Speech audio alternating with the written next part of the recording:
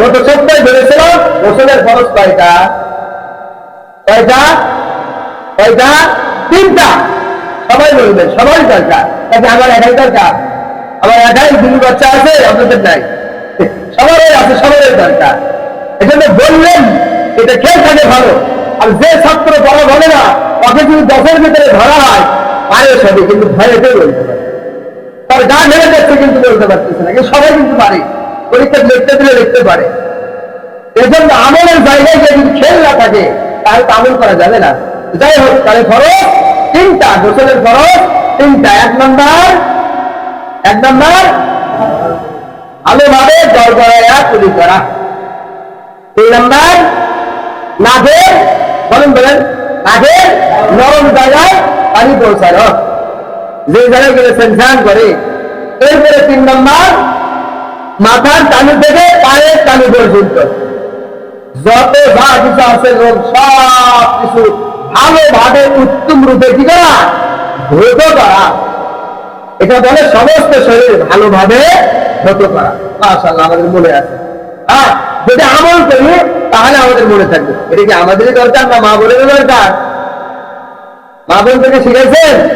যদি একাই জানে থাকলেন আপনার স্ত্রী পবিত্র হলো না, নামাজ ঠিকই করতেছে, তাসবিহ তাহলিল করতেছে, কোরআন শরীফ করতেছে, কিন্তু তার যে এগুলো হইতেছে না, গুনাহ হইতেছে, আপনি জানছেন আপনার স্ত্রীকে আপনি ভালো করে জানাইবেন, আপনার স্ত্রী আপনার মেয়েকে জানাইবে, এদের বউ আছে তাকে সে জানাইবে, আপনার তো জানার দরকার।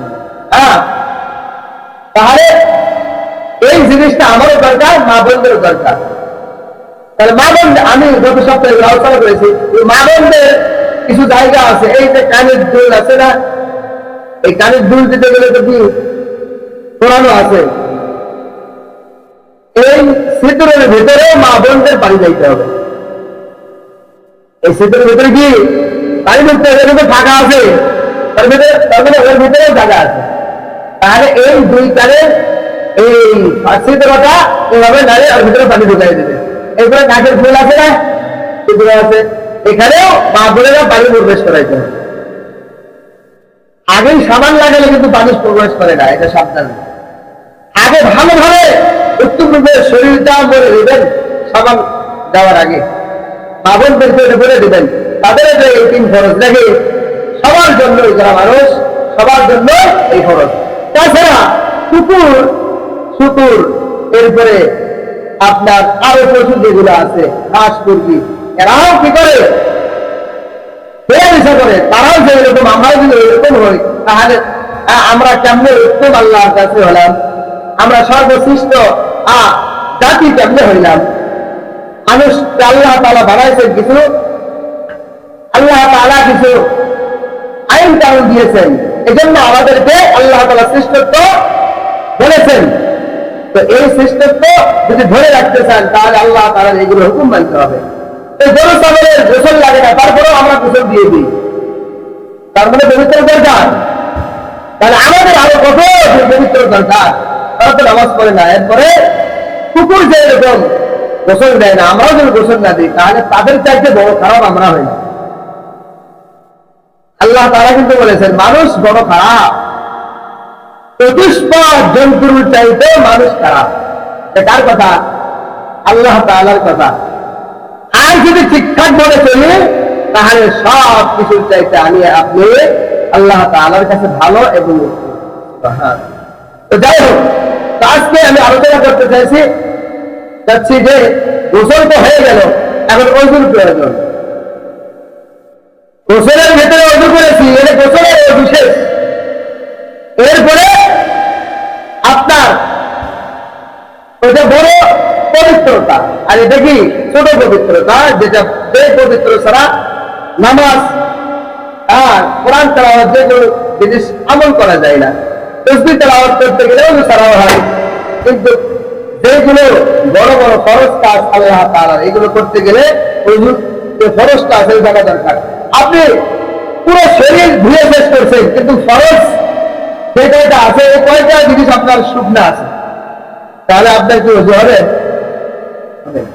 এজন্য ওযুতে 4টা ফরজ আছে। কয়টা?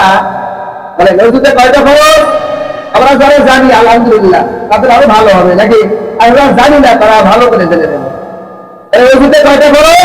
4টি ফরজ। 1 নাম্বার সমস্ত মুখ ধোয়া। কি ধোয়া বলেন তা? মুখ মন্ডল শেখানো হয়। হ্যাঁ, সমস্ত মুখ ধোয়া। এখন সমস্ত মুখ কতটুকু? লাখের সামনে দেখবেন দেখবেন উজু করে সিটে দিয়ে দাঁড়িয়ে দেবো। আমার কাউকে যদি বলা হয় উজু করে আসে, পায়ের পেছারি দিয়ে আসে। তাই না? এখনো যদি বলা হয় পা দিয়ে আসো, উজু করে আসো, ওটা পায়ে রেখে চারটে রেখে দিয়ে আসো। আসলে কি এটা অজুর? তাহলে অজুর 4টা ফরজ। প্রথমে সমস্ত মুখ ধোয়া। এখন সমস্ত মুখ মন্ডল কতখানি এটা জানা যাবে। একটা প্রথম পরিমাণ যদি এই অংশ ভিজা না শুকনো থাকে, আপনার অজু হবে না। সুন্নাত যেগুলো আছে এগুলো বাদ দিলে কি হবে? অজু হবে। এই জন্য 4টা ফরজ জানা জরুরি। এখন সমস্ত মুখ হচ্ছে এই যে চুলের গোড়া আছে উপরে, মাথার চুলের গোড়া নিচে আসে প্রত্যেক নিচ পর্যন্ত। এই যে দেখেন প্রত্যেক নিচ, এই যে ব্যাগ আছে না, এখানে দেখলে আছে তীর গোতা, এই ব্যাগ পর্যন্ত হুলকুল আছে।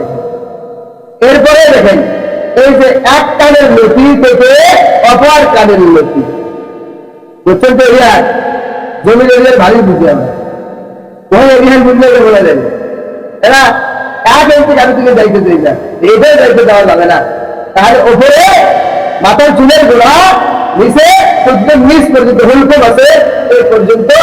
এবং দাঁড়িয়ে আছে, দেখেন আমাদের দাঁড়িয়ে আছে, তারা দাঁড়িয়ে এরকম করে ক্লিন করে দেবেন, তাহলে ভেতরে পানি প্রবেশ করবে। এরপরে 8 কানের লেপি থেকে 8 কানের লেপি পর্যন্ত, বাস। তাহলে পুরো এই চেহারার পুরো অংশটি বাদ থাকলো। আর আমরা মনে এইভাবে শুধু 1 হাতে এরকম বলে চলে যাই, তাহলে ফরজই বাদ করে গেল, অজু হবে না। তো যাই হোক, একটা গেল। 2 নাম্বার সমস্ত মুখ ধোয়া, দুটো হাতের কনুই সহ ধোয়া। আগে দুটো হাতের কনুই কত কোন পর্যন্ত এটা আমাদেরকে বুঝতে হবে। আমরা পানি নিয়ে এতটুকু এতটুকু বাড়িতে চলে যায়, এটা কিন্তু ফরজ। এর ভিতরে কি হাতের এতখানি ধোয়া নেই? হাতের কবজি পর্যন্ত ধোয়া নেই? হাত ক্লিন করবেন, এগুলো বুঝতেছে না, এগুলো সুন্নাত, কিন্তু ফরজ গুলো বলতেছি। তাহলে এগুলো হচ্ছে এই যে দেখেন, এই যে গোটা আছে না, এখানে কি গিরে আছে, এই গিরের উপর পর্যন্ত ধরবেন, এই পর্যন্ত। শীতের ভিতরে কাউল বেশি হয়, টাইট তুলতে চায় না, ওজু করতে ভালোবাসতে চায়। ওজু করলে তো আমার কষ্ট করে নামাজটা কি করে লাভ হলো? যাই হোক, এতটুকু আমরা ধরবো, ঠিক আছে? এটা হলো দুটো হাতের কনুই সহ ধোয়া, এতটুকু 2 নাম্বার। 3 নাম্বার মাথা মাসাহ করা। মাথা কি করা? মোসা, মোসা, যেটা আমরা বলি মোসা। মোসা আর ধোয়া ভিন্ন না। ধোয়া কাটতে হয়, কাকে বলে? ধোয়া হচ্ছে একবার পানি দিয়ে ধুতে করা, আর এটা মোসা, মাসা করা। এই যে মাথা আছে, হাত এই যে এটা হচ্ছে পুরো মাথা, এটা হচ্ছে সুন্নাত। আর ফরজ হচ্ছে এই মাথাকে 4 ভাগ করে নেন, 1 ভাগ 4 ভাগ। তাহলে এতটুকু কমপক্ষে 4 ভাগের 1 ভাগ মাসাহ করতে হবে। এই যে এতটুকু ধরেন হয়ে গেছে, এতটুকু হয়ে গেছে, এটা কি ফরজ? যদি মাথা মাসাহ না করি তাহলে আমার ওযু হবে না। শীতের ভিতর টুপিও খুলতে চায় না, টুপির উপর দিয়ে লাগে, শীতের ভিতরে কাবুল বেশি হয়। এরপরে 4 নাম্বার আসেন। 4 নাম্বার দুটো পায়ে টাকলু সহ ধোয়া। এই দুটো পায়ের কি টাকলু আছে না, এই যে গিরে, 2 সাইডে গিরে, এর উপর পর্যন্ত ধুতে হবে। বিশেষ করে এই যে পায়ের পিছনে রোয়াজের 2 সাইড আছে, এই 2 সাইড কিন্তু ভিজতে যায় না, যতই চেষ্টা করে। এই জন্য মলতে হবে, ডলতে হবে, ভালো করে পানি নেবেন, হাতেই নেবে দেবেন, উলের পেছনে দিয়ে ভালো করে ডলবেন। তাহলে কিন্তু এখানে টুকরি মানে টুকরিয়ে থাকে, ধরে থাকে এই চামড়াগুলো, এগুলো ভালো করে ধুতে করতে হবে 2 পায়ে। তাহলে কয়টা হলো? 4টা। 1 নাম্বার সমস্ত মুখ ধোয়া, বলেন সমস্ত মুখ ধোয়া। 2 নাম্বার দুটো হাতে গলি সহ ধোয়া। 3 নম্বর মাথার 4 ভাগে 1 ভাগ করে। কয় ভাগে? 4 ভাগে 1 ভাগ মাসাহ করা।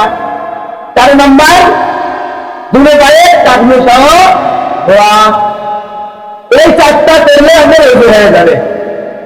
যদি পানির সংকট আপনি 4টা করে নেবেন বাস।